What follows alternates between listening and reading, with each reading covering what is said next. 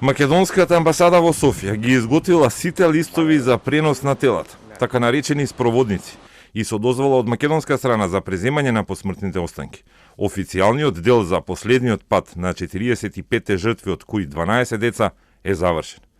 Во капелата на судска медицина во Софија во тек е подготовка на посмртните останки, откако синоќа успешно заврши идентификацијата на сите загинати. Во целиот процес учествуваат двајца професори од судска медицина во Скопје, каде беа земани примероци за ДНК идентификација. Денеска треба да се подготват телата за транспорт, а утре авионски ќе се пренесат посмртните останки на нашите граѓани во Македонија. Последните подготовки ги прават вработени во АД Бутел, кои се во Бугарија.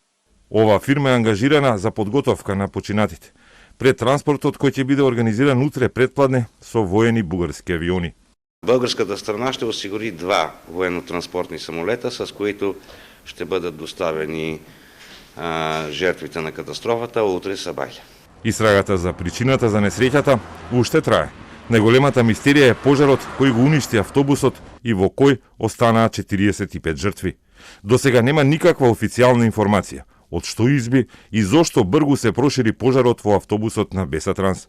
Собственикот на Бесатранс е во Бугарија, иако таму не се води истрага против него, но тврди дека е во Софија за да помогне во истрагата.